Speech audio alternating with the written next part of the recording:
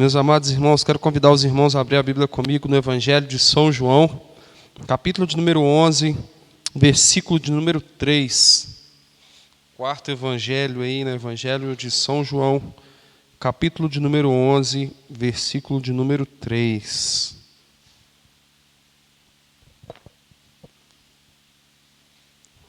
Amém? Quem achou, diga amém. Quem não achou, diga Escola Bíblica Dominical.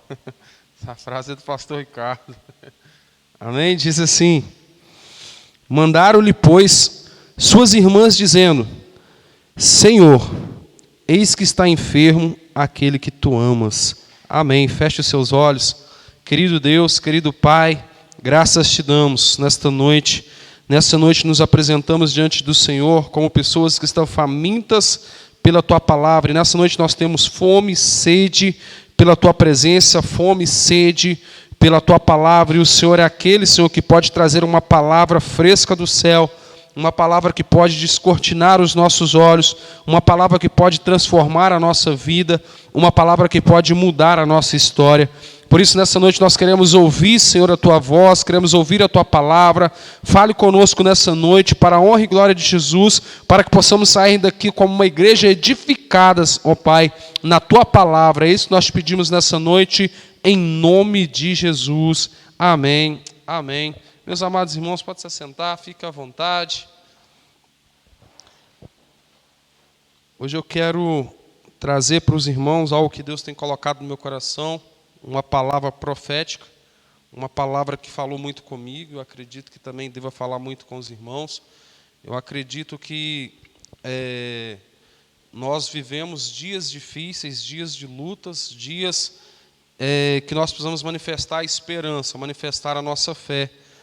E aqui a gente vai falar então de um texto que até parece que as pessoas perderam a fé em um determinado momento, mas a gente vai ver que ainda que tudo está na contramão, a gente ainda precisa permanecer com a fé inabalável, né? Isso é muito profundo.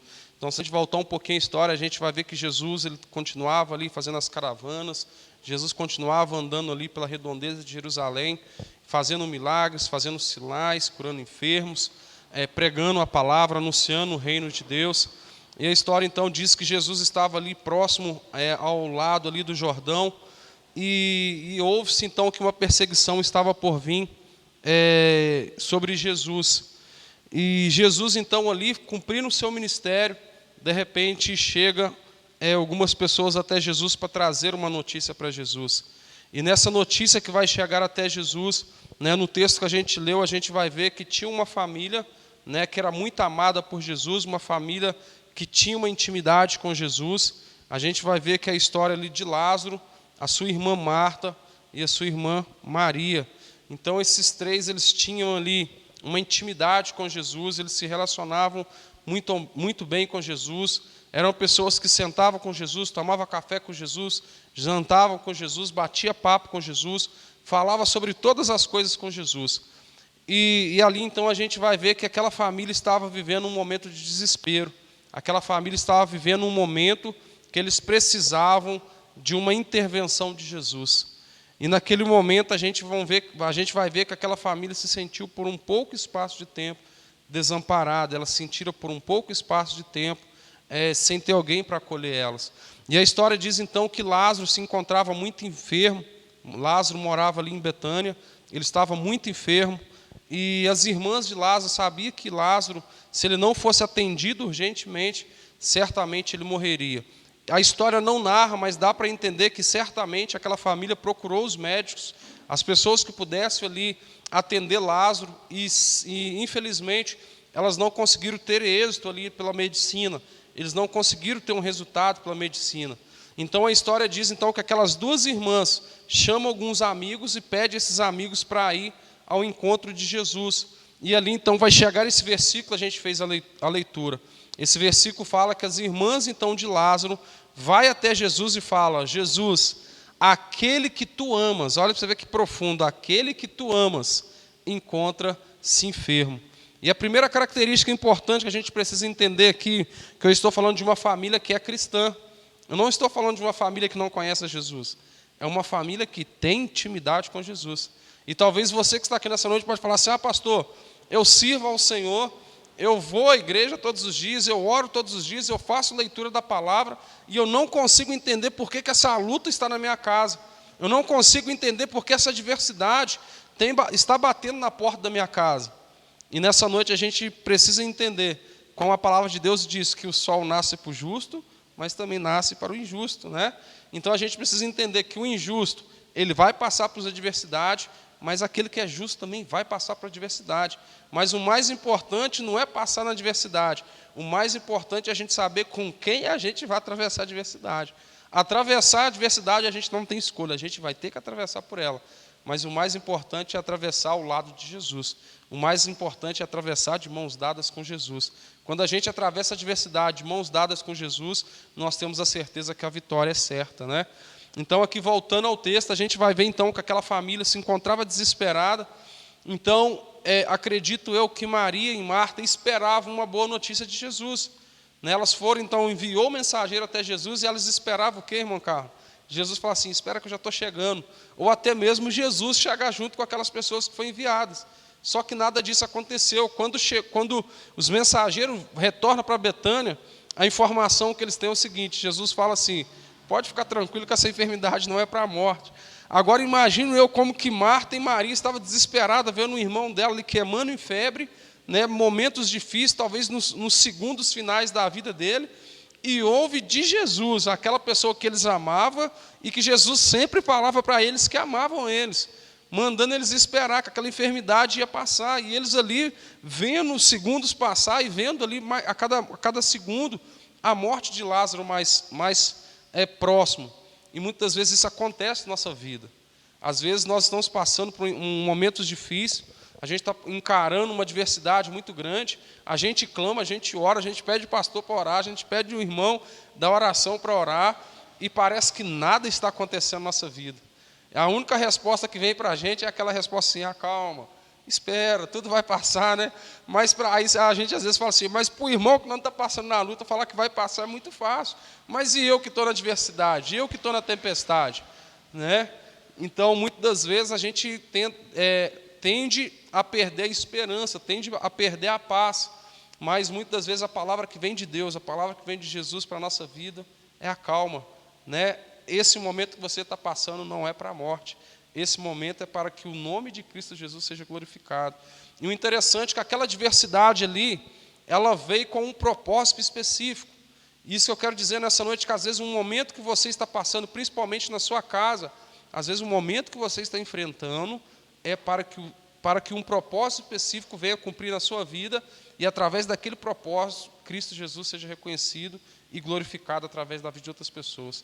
Pastor, mas está muito pesado, está muito difícil. Fica tranquilo, o Senhor está no controle de todas as coisas. O Senhor está no controle da sua vida. Eu sempre digo, né, quando a gente aceita Jesus, quando eu falo aceita Jesus antigamente, hoje a gente não se vê isso muito fazendo, né, mas antigamente, eu lembro quando eu converti, né, não sei se os irmãos aí vão lembrar disso, tinha a confissão, né, de fé. Aí a gente falava assim: Senhor Jesus, eu te aceito como meu único e suficiente Salvador da minha vida, né? Eu entrego a minha vida em tuas mãos. E a gente fazia ali aquela confissão, aquela profissão de fé que a gente falava, né? Então ali a gente falava que a gente estava entregando as nossas vidas nas mãos de Jesus, não era assim? Só que muitas das vezes, quando a gente está na adversidade, a gente quer fazer o quê? Tomar a nossa vida novamente das mãos de Jesus. Fala: peraí, Jesus, não, deixa eu assumir aqui o controle novamente, né? E a gente esquece que aquele que nos criou, aquele que sabe como foi formado cada osso do nosso corpo, cada célula, cada fio de cabelo, ele sabe como foi implantado cada fio de cabelo, ele conhece toda a nossa estrutura, toda a nossa vida, ele está no controle. Se tiver que mudar alguma coisa, ele sabe como mudar e da forma correta. E muitas das vezes nós tememos e fazemos o quê? Queremos pegar o controle novamente para nossas mãos. Então, ali, aquelas mulheres, eu imagino então, que elas estavam desesperadas, querendo que a resposta viesse naquele exato momento. Elas queriam uma intervenção para já, para aquele momento. Só que, às vezes, tem coisas que vão acontecer na nossa vida que a gente precisa saber esperar. Tem coisas que não vai acontecer no imediato. Quem aqui já ouviu aquela frase que a gente fala assim para a criança? Nem tudo que a gente quer, a gente vai ter, não é? Não é assim que a gente fala? Não, você quer agora, mas você não pode ter agora. né? Nem eu, a gente tem hora que fala com as crianças assim, né? Nem eu que quero algumas coisas agora, eu não posso ter agora, né? Como é que a gente vai querer tudo e tem que resolver? Às vezes a gente precisa entender que com Deus é assim também. Nem tudo que a gente quer, a gente vai ter, e nem tudo que a gente quer vai ser na hora que a gente quer. Então a gente precisa entender isso. Quando a gente entende isso, a caminhada se torna um pouco mais leve. O interessante, então, que passa, então, aquele homem vai morrer, ele vai falecer 2 dias depois, então Jesus ele toma a decisão de ir para Jerusalém. E quando Jesus está indo para Jerusalém, os discípulos então vão questionar Jesus. Ele fala: você está sendo perseguido, as pessoas querem te matar em Jerusalém, e você quer retornar para Jerusalém? E ali Jesus então fala com os discípulos: eu preciso ir para Jerusalém, mas eu também preciso ir até Lázaro, porque Lázaro está dormindo. Ou seja, Lázaro estava morto, né? Mas ele está falando com os discípulos: Lázaro está dormindo. Ou seja, eu preciso ir até lá, né, para que uma obra seja feita na vida daquele povo. Ou seja, já tinha 2 dias que Lázaro tinha morrido. E a história diz então ali que Jesus, ali, quando ele chega ali em Jerusalém, ele está a aproximadamente 3 quilômetros de Betânia, bem próximo, né, como se fosse daqui do Bandeirante, no centro, bem próximo, rapidinho, ele chegava até Betânia. Mas Jesus ainda esperou mais alguns dias, mais 2 dias, e quando Jesus chega a Betânia, então, já estava se fazendo 4 dias que aquele homem tinha morrido, né, que aquele homem já tinha sido enterrado. E o interessante, quando Jesus então chega em Betânia, um luto grande estava acontecendo naquele lugar. Quando Jesus chega em Betânia, Maria e Marta já tinham perdido a esperança de algo ter acontecido na vida do irmão delas, né? Então, imagino eu, quando Marta ali avista Jesus chegando de longe, ela corre em direção a Jesus. A palavra de Deus fala que ela se lança aos pés de Jesus e fala com Jesus: Jesus, se o Senhor estivesse aqui, nada disso teria acontecido. E Jesus fala com ela: fica tranquilo, está tudo normal, seu irmão vai ressuscitar. E ela ali já tinha perdido a esperança, Carla. Ela fala assim: não, eu sei que ele vai ressuscitar, mas lá na ressurreição dos mortos. E Jesus fala: não, minha filha, eu sou a ressurreição e a vida, aquele que crê em mim, ainda que esteja morto, viverás. E o que eu quero dizer? Tem situações que às vezes está acontecendo na sua família, com o seu familiar. Talvez é com seu irmão, talvez é com seu marido, talvez é com seus filhos. Está acontecendo uma situação que você orou, não viu resposta, você ouviu talvez o silêncio de Deus. Talvez você orou, clamando, esperando Deus agir naquele momento, Ele não fez naquele momento, porque não é no seu momento, é no momento dele, e talvez você perdeu a esperança. Talvez nesse exato momento você falou assim: acabou, já enterrou, já sepultou, não tem como fazer mais nada, já está sepultado, já acabou, o corpo já está fedendo, é isso que eles falaram para Jesus. E Jesus então, a história diz então que agora Maria, olha, Maria, outra mulher de fé, que estava ali sempre buscando estar próximo de Jesus, ela ouve falar que Jesus estava chegando ali próximo, e a história então diz que ela sai da casa dela, onde ela estava com luto com alguns judeus estavam ali consolando ela. A história diz que ela vai até Jesus, também se prostra diante de Jesus e repete a mesma frase, fala: Jesus, se o Senhor estivesse aqui, nada disso teria acontecido. Ou seja, mais uma outra mulher de fé tinha perdido a esperança. Talvez você perdeu a esperança, talvez o seu cônjuge perdeu a esperança, talvez o seu filho que estava contigo na luta, orando, intercedendo contigo, perdeu a esperança, né? E a história continua dizendo um pouco mais, que os judeus que estavam ali próximo, os judeus que eram considerados o povo de Deus, homens de fé, virou e falou assim: cadê o Jesus, aquele que curou cego, que curou enfermo? Se ele tivesse aqui, ele não teria morrido. Talvez pessoas que estão intercedendo por você, seus amigos, pessoas que você ama, que têm orado por você, na sua causa, junto contigo, talvez também tenham perdido a esperança. Talvez todos estão falando a mesma coisa: já está sepultado, já está encerrado. Talvez o seu irmão, que você tem clamado por ele, para ele sair das drogas, para sair do vício. Talvez o casamento que você tem orado para a restauração, talvez a porta que você tem clamado a Deus para que Deus abra a porta na sua vida, e você não está vendo mais solução, todo mundo à sua volta. E quando eu falo todo mundo, eu estou falando aqueles que têm fé, aqueles que são filhos de Deus, aqueles que são considerados igrejas de Cristo. Todo mundo já perdeu a fé e a esperança. Mas, meus amados irmãos, nessa noite eu quero encorajar você, ainda que você perdeu a esperança, você precisa novamente acender, nem que seja uma chaminha de fé dentro do seu coração, porque o Senhor é capaz de fazer o impossível na sua vida. Ainda que já esteja enterrado, ainda que já esteja 4 dias, ainda que já esteja em estado de decomposição, ainda que nada, tudo aquilo que é natural, ainda que a medicina, ainda que todo mundo pode dizer que não tem mais jeito, ainda que o possível já se foi embora, você serve um Deus que é o Deus do impossível. Então não deixe de clamar pela sua família, não deixe de clamar pelo seu filho. Ah, pastor, mas eu já estou 10 anos orando para o meu filho não aceita Jesus. Continue orando, filho. Continue orando. Tem uma passagem muito profunda que depois que eu descobri isso, nunca mais eu esqueci dessa passagem. E fala quando Moisés ali sai do Egito com o povo, ele vai conduzir o povo para a terra de Canaã, e assim que eles estão saindo do Egito, eles vão começar a ser perseguidos pelos egípcios. A história diz que Faraó se arrepende de libertar o povo e começa a perseguir o povo de Israel. E quando o povo de Israel avista Faraó vindo com seus cavaleiros, eles estão de frente com o Mar Vermelho. E ali eles olham assim, para trás eu não posso ir, senão a gente está morto. O exército do Egito vai nos matar. E como que a gente vai atravessar esse marzão aqui na nossa frente? E ali então a história diz que Moisés começa a clamar a Deus. Ele começa a interceder para aquele povo. Né? E ali Deus fala com ele, por que tu clamas a mim, Moisés? Diga o povo de Israel que marche. Mas como que aquele povo vai marchar em direção ao mar? Eles vão andar em cima das águas, o que vai acontecer?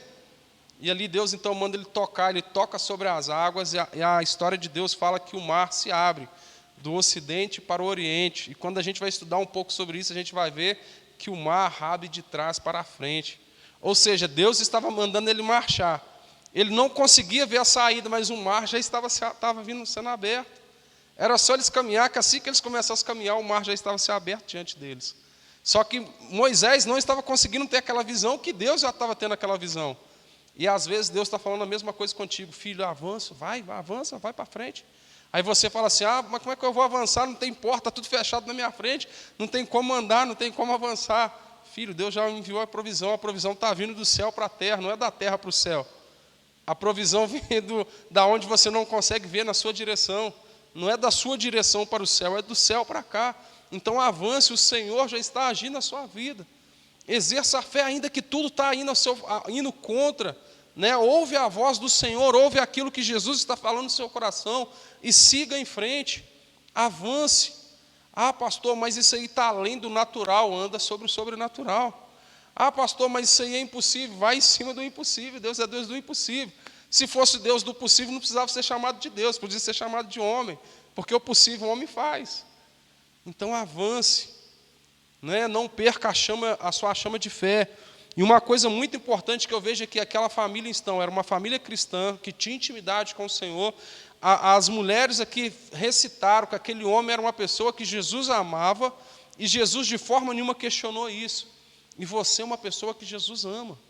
Você é especial, a palavra de Deus fala que você é a menina dos olhos de Deus. Você é especial para Deus, você é especial para Jesus. Você está passando um momento difícil, mas o Senhor está no controle, Ele está seguindo os caminhos juntamente contigo.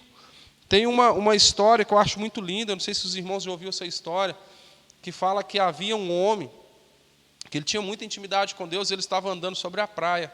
E ali ele estava caminhando sozinho, entre aspas, e Deus do lado dele, né? Então ele caminhava, ele via 2 pegadas na areia. Só que quando chegou o momento mais difícil de atravessar ali pela areia, ele começou a perceber que só tinha uma pegada. E ali ele falou assim, meu Deus, por que o Senhor me abandonou logo agora nos momentos difíceis? Aí Deus fala com ele assim, filho, eu não te abandonei. Ele falou assim, até aqui o Senhor veio comigo, ali atrás tinha 2 pegadas, mas agora que está no momento difícil, está havendo só uma pegada, o Senhor me deixou sozinho. E Deus fala com ele, filho, eu não te deixei sozinho, essas pegadas são minhas, porque eu estou atravessando contigo esses momentos difíceis com você no colo. Então é isso que a gente precisa entender, quando está no momento difícil, o Senhor nos pega no colo muitas das vezes, e nos atravessa conosco no colo. Não é assim as mães que estão aqui, quando está lá nos momentos difíceis, está com a criança, vai atravessar um lugar difícil, o que você faz com a criança? Pega ela no colo, não é? Vai atravessar um córrego, né? Pega a criança no colo, atravessa com ele. Vai atravessar um obstáculo, está cheio de espinho, cheio de coisa que possa vir a machucar a criança. O que a mãe faz? Coloca a criança no braço. A mãe corta os pés, tudo, machuca os pés, tudo, não é assim? Mas a criança passa ilesa. E a criança fala assim, nossa, mas está devagar, né? Está difícil. É claro, está difícil, está carregando o peso da criança, né? E às vezes a gente precisa entender isso. Às vezes está mais lento. É claro que Deus ele pode carregar a gente com qualquer velocidade, mas às vezes a prova está um pouquinho mais lenta, é porque Deus está te carregando no colo. Senão passa muito rápido, você nem vê a prova, né? Então a gente precisa entender isso, que tudo acontece na nossa vida com a permissão de Deus, para que o santo nome dele seja glorificado. O interessante então é que Jesus então convida todo aquele povo e fala onde Lázaro está. Jesus sabia onde Lázaro estava, mas ele queria novamente despertar no coração daquelas mulheres a chama de fé. E às vezes Jesus ele vira para a gente e fala, qual é o problema? O que você está precisando? Não é assim que Jesus fez com o cego? Quando ele estava ali saindo de Jericó, o cego chama Davi e fala, filho de Davi, tem misericórdia de mim. E ali então aquele cego chega para Jesus e fala assim, o que tu queres? E Jesus, lógico que Jesus sabia que aquele cego que precisava. Jesus sabia ou não sabia? Sim ou não? Mas Jesus queria ouvir da boca daquele homem, não era? E às vezes Jesus ele quer ouvir da nossa boca também, do nosso coração. Ele quer saber se a gente tem um pouquinho de esperança ainda, se a gente tem um pouco de fé. Às vezes precisa só de um pouquinho de fé, não precisa de muita não. Ele aumenta a nossa fé e a gente avança. Mas a gente precisa exercer a nossa fé. Ainda que pareça que a fé acabou, a gente precisa despertar um pouquinho de fé, para que Deus possa continuar fazendo aquilo que é sobrenatural na nossa vida. E Jesus então vira para aqueles homens e fala assim, remove a pedra do sepulcro. Ou seja, Jesus podia remover a pedra, ele podia ir lá e empurrar a pedra? Poderia, mas Jesus não removeu a pedra, ele mandou aquele povo ir lá e remover a pedra. Então é isso que às vezes precisa acontecer na nossa vida. Jesus ele vai fazer um milagre na sua casa, vai fazer um milagre na vida do seu... Vamos dar um exemplo aqui do irmão daquelas mulheres. Jesus ia fazer um milagre na vida dos irmãos daquela mulher. Mas para pôr o joelho no chão, remover a pedra, tem que ser você. Jesus faz, mas você precisa dobrar o joelho no chão, precisa clamar. Você precisa exercer a fé, tem coisas que nós precisamos ajustar. Esses dias eu estava conversando com um amigo meu, olha que interessante, eu falava isso com ele. Ele falou que estava vivendo muitos dias com uma adversidade, com o irmão dele. E ali eu falei com ele, Deus vai fazer a obra no coração do seu irmão, mas você precisa ir até onde seu irmão está e pedir perdão para ele. Mas foi ele que falhou comigo. Não tem problema, se você não for lá e pedir perdão, Deus não vai fazer a obra. Então a gente tem coisas que a gente precisa fazer, você precisa ir lá e remover a pedra. Você remove a pedra pedindo perdão e Jesus vai lá e termina de fazer o resto da obra. E ele foi então lá com ato de fé, pediu perdão para o irmão dele, e hoje, graças a Deus, os dois estão se dando muito bem. Mas se ele não tivesse ido lá e pedido perdão, ou seja, removido a pedra, Deus não teria feito um milagre na vida deles ali. Então tem coisas que a gente precisa entender, que a gente precisa remover a pedra. E depois a história então vai falar que Jesus chama Lázaro para sair para fora, manda Lázaro levantar. Lázaro levanta e começa a sair do sepulcro. Só que Lázaro está todo enfaixado, como que Lázaro vai caminhar? E Jesus novamente manda aquele povo ir lá e tirar as faixas de Lázaro. Então tem coisas que está amarrando a sua vida, que o Senhor vai mandar você ir lá e pôr a mão na massa e tirar aquilo que está amarrando a sua vida. Ele vai te mostrar o que está amarrando a sua vida. Tem coisa que ele não vai lá e vai pôr a mão e vai fazer. Tem coisa que ele vai te mostrar, falar, isso aqui você vai ter que remover. Isso aqui você vai ter que tirar. Isso aqui você vai ter que colocar de canto. Você vai ter que abrir mão disso aqui. Aqui você vai ter que liberar o perdão aqui. Aqui você vai ter que amar mais aqui. Então ele vai dar a direção e tem coisas que a gente vai precisar pagar o preço. E depois que a gente fizer isso, um milagre do Senhor vai acontecer na nossa vida. E o mais interessante, é claro que muitas vezes a gente procura um milagre para a nossa vida. Mas uma coisa que eu quero pontuar aqui na vida daquelas mulheres, são mulheres de Deus, elas não estavam clamando por algo para a vida própria delas. Elas estavam intercedendo, se colocando na brecha do irmão delas. Elas estavam com o irmão enfermo, elas estavam com o irmão que estava próximo da morte. Ela foi lá e clamou por eles. Então, quero encorajar o último ponto aos irmãos: interceda pela vida dos seus familiares. Pastor, mas o meu irmão é muito chato. Nossa, Deus, é só a graça do Cordeiro. Fica tranquilo, vai lá, intercede pela vida dele, vai orando pela vida dele. Pastor, mas eu estou orando, parece que nada está acontecendo. Continue orando. Mas parece que não está dando. Continue orando, não perde a fé não perde a esperança não. É o que eu falo, eu ainda já estou 12, 13 anos orando pela vida de alguns irmãos meus, e eu creio que eles ainda vão vir para os braços do Senhor. Eu acho que eu já contei esse testemunho, eu lembro de alguns amigos meus, amigos mesmo, que era de infância. Teve um que eu passei 10 anos, todos os dias orando pela vida dele, todos os dias orando pela vida dele. E teve um belo dia que eu encontrei com ele falou assim: Pai do Senhor. Eu falei assim: Pai do Senhor? Pai, por que não Pai do Senhor? Eu pensei assim: Aí fui bater papo e conversar com ele, aí ele deu a notícia que ele tinha se convertido, né? Ou seja, 10 anos orando. Eu acredito que não foi só eu, tinha outras pessoas também intercedendo. Mas a gente nunca pode perder a esperança, a gente tem que interceder. Às vezes você está orando pela vida do seu familiar e às vezes a gente quer que ele se converta hoje, né? Não sei os irmãos que estão aqui, eu particularmente levei 16 anos para se converter. Como que eu quero que a pessoa se converta do dia para a noite? Tem gente que vai demorar. Tem gente que vai se converter com 16, tem gente que vai converter com 15, tem gente que vai converter com 20, outros com 40, outros com 70, outros só no final da vida, quando estiver lá nos 45 do segundo tempo, não importa, o negócio é se converter, aceitar Jesus e entrar nas portas do céu. Esse é o mais importante, né? Então, esse é o mais importante de tudo, a gente nunca parar de interceder pela vida dos nossos familiares. Eu acredito, eu ainda tenho essa crença que a única coisa que pode romper as barreiras dos nossos familiares, que estão impedindo eles de conhecer o Senhor, é a oração, né? E o Senhor ouve a oração dos seus filhos. Só que Deus sabe o tempo para todas as coisas, né? Ele sabe o momento de todas as coisas. Não que eu acredite na predestinação, eu não acredito na predestinação. Senão os irmãos falam assim, pastor, acredito na predestinação, que aqueles que tiver que ser salvo, vai ser salvo. Não é isso que eu quero dizer. Eu acredito que a gente precisa orar, a gente precisa clamar, e Deus vai romper barreiras. A gente vai ver ali, né, que a palavra de Deus fala que quando o anjo, um mensageiro, está vindo para entregar uma mensagem para Daniel, a história diz ali que tinha alguns demônios, que são anjos caídos, que estavam impedindo ali o anjo de vir entregar a mensagem ali para Daniel. E ali então a história diz que Miguel vem ali, faz uma guerra com eles, rompe as barreiras ali, libera a passagem daquele anjo. E às vezes tem coisas que não aconteceram na nossa vida, porque no reino espiritual tem guerra sendo travada. Talvez um anjo, né, tem anjos que não são anjos de guerra, eles são anjos mensageiros. E às vezes eles estão sendo impedidos por Satanás e seus demônios de trazer a bênção, de trazer uma palavra profética sobre a sua casa. Às vezes tem coisas acontecendo na sua casa que você não está entendendo.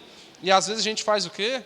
Fica calado, com o braço cruzado, esquece de interceder, esquece de clamar a Deus para a intervenção de Deus.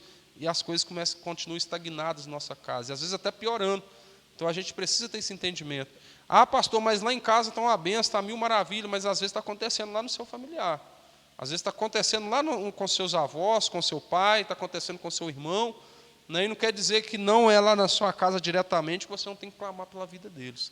Então clame pela vida deles para que cadeias sejam quebradas e para que a bênção chegue na sua vida e na sua casa. Domingo falou uma palavra maravilhosa, né, que foi sobre Abrão, depois ele vai se tornar Abraão, né? Deus fala com ele que ele seria uma bênção, ou seja, aonde ele passasse as coisas seriam abençoadas. Então não deixe de ser a bênção de Deus na sua casa. A maior bênção que a sua casa recebeu foi você, né? Deus foi lá, te lapidou, está continuando lapidando, Deus está nos lapidando todos os dias, mas colocou nós como uma bênção na nossa casa. Muitas coisas estão acontecendo, muitas bênçãos estão chegando na sua casa por causa da sua vida. Então não esqueça disso, continue clamando, continue intercedendo, e o Senhor é capaz de fazer o impossível na sua vida. Amém? Quero deixar essa mensagem para os irmãos. Queria que os irmãos fechassem os olhos nesse exato momento. Vou pedir ao irmão Pedro para colocar um louvor ali. Enquanto o irmão Pedro está ali colocando um louvor, quero que você faça algo diferente nessa noite. Quero que nessa noite você lembre de um familiar seu, que assim como aquelas mulheres, né, chegaram, foram até Jesus, clamando pela intervenção de Jesus na vida do irmão dela. Eu quero que nessa noite você clame para um familiar seu, aquele que está passando por um momento difícil, ou até aquele também que ainda não conhece Jesus, não conheceu Jesus, não teve a oportunidade de conhecer Jesus, que você possa estar clamando pela vida dele, para que barreiras sejam quebradas, para que ele possa ver a glória de Cristo Jesus na vida dele. Enquanto Pedro coloca o louvor ali, continue orando, continue clamando ao Senhor, pedindo a Deus pelos seus familiares, continue clamando para que barreiras sejam quebradas no reino espiritual, continue clamando para que o reino do inferno seja dissipado e você continue avançando, crescendo no Senhor a cada dia, que a tua família continue recebendo a vitória em Cristo Jesus. Clame ao Senhor, em nome de Jesus, ore ao Senhor. Irmão Pedro, coloca um louvor para a gente, em nome de Jesus, irmão Pedro. Irmãozinho, acho que ele dormiu. Pedro. Continue orando, meus irmãos, feche seus olhos, continue clamando ao Senhor. Clame a Ele para que Ele possa estar agindo ali no seu familiar, agindo na sua casa. E a palavra de Deus fala que enquanto Jó intercedia ali pela vida dos seus amigos, o Senhor ia e ali devolvia para ele 7 vezes mais do que tudo aquilo que ele tinha perdido. Então, talvez você que está aqui nessa noite, você está com vontade de clamar a Deus para aquilo que foi levado embora na sua vida, né? Mas eu quero que nessa noite você faça algo diferente. Clame para que Deus possa intervir na vida do seu familiar, na vida do seu vizinho, na vida do seu irmão, na vida daquela pessoa que você ama, do seu amigo. E certamente Deus vai entrar com a provisão na sua vida, trazendo de volta tudo aquilo que foi roubado, trazendo de volta tudo aquilo que você perdeu a esperança, perdeu a fé, tudo aquilo que parece que já foi sepultado, tudo aquilo que parece que não tem mais solução.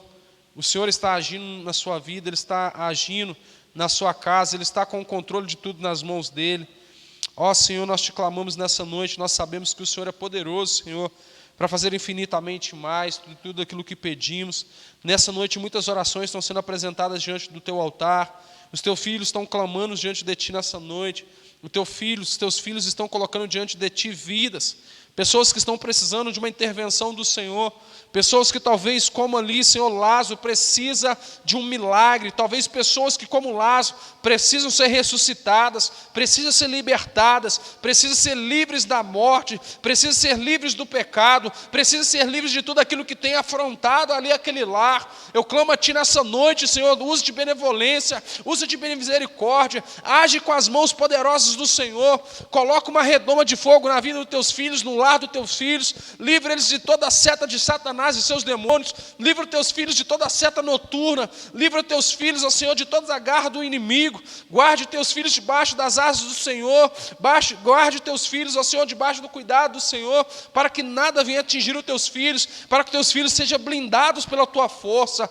guarde os Teus filhos, ó Senhor, multiplique toda a sorte de bênção na vida dos Teus filhos, livre eles de todo o mal, meu Pai. É isso que eu te peço nessa noite, papai querido, em nome de Jesus. Use de benevolência com teus filhos, ó Pai, em nome de Jesus. Amém. Amém, meus amados irmãos, aleluias. Você pode aplaudir ao Senhor nessa noite. Que o santo nome dele seja glorificado e exaltado. Aleluias, aleluias. Meus amados irmãos, quero convidar toda a igreja a se colocar de pé nessa noite. Eu acredito que uma coisa que alguns anos atrás Deus colocou no meu coração, que é a gratidão. A gratidão é algo extraordinário, que não tem preço. Eu acredito que você que está aqui nessa noite, você tem motivos para louvar ao Senhor e agradecer o santo nome do Senhor. E uma forma também de agradecer o Senhor, de devolver a benevolência com o Senhor, é trazer à casa do Senhor o dízimo e a oferta. Quando a gente oferta ao Senhor, a gente mostra ao Senhor a nossa gratidão. A gente fala, muito obrigado, Senhor, o Senhor tem me dado além daquilo que eu preciso, né? Então eu quero devolver um pouquinho ao Senhor daquilo que o Senhor tem me dado. E muitas vezes, quando a gente fala isso, a gente está falando para o Senhor, a gente sabe que Deus não precisa do dinheiro nosso, a gente sabe que dinheiro não precisa de bens materiais, mas a obra do Senhor, para avançar, ela precisa de recurso. E quando a gente tem esse entendimento, a gente tem um pouquinho do amor, que aquilo que o Senhor tem colocado no nosso coração, na obra do Senhor também, a gente vê que a obra do Senhor ela necessita da nossa ajuda, ela necessita da nossa bênção, e nós passamos todos os dias tomar a decisão de ser aqueles que vão abençoar a casa do Senhor. Então você que trouxe seu dízimo, a sua oferta, eu quero convidar você a sair do seu lugar nessa noite e depositar o seu dízimo, a sua oferta no gasofilácio nessa noite, para a honra e glória de Jesus.